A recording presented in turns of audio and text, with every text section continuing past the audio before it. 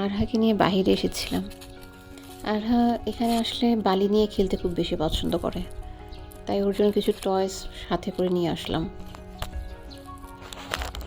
আমরা যখন বাহিরে আসি তখন এখানে একটা বা দুইটা বাচ্চা ছিল, বাট চায়নাতে তো 11:30 থেকে লাঞ্চ টাইম শুরু হয়ে যায়।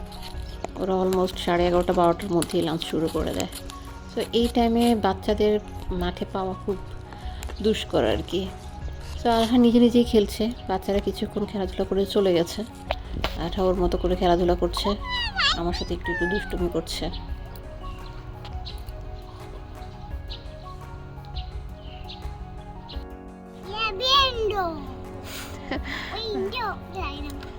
যেহেতু এখানে ও একাই থাকে, ওর খেলার সাথী বলতে আমি আর ওর বাবা, সুতরাং যখন বাহিরে নিয়ে আসি ও খুব খুশি হয়। বাহিরে ঘোরাফেরা করা, হাঁটা চলা, বিশেষ করে লুকোচুরি খেলা ও খুব পছন্দ করে। শীতকালে তো এই সময় বাহিরে বের হওয়ার উপায় থাকে না, কারণ প্রচণ্ড ঠান্ডা থাকে আর দিন এত ছোট থাকে যে বাহিরে বের হয়ে আবার বাসায় আসতে আসতেই দেখা যায় যে এশার নামাজের টাইম হয়ে যায়।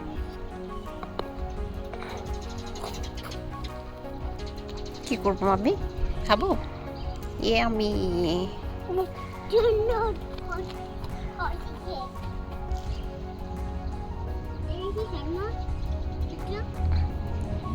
আমি জানি না, ধরো না বাবা। I don't know what is this. Don't touch, don't touch. It's look like dirty. Don't touch. আমি জানি না বাবা, তুমি অন্য কিছু দিয়ে খেলা করো। হ্যাঁ, স্টোন দিয়ে খেলা করো, স্যান্ড দিয়ে খেলা করো।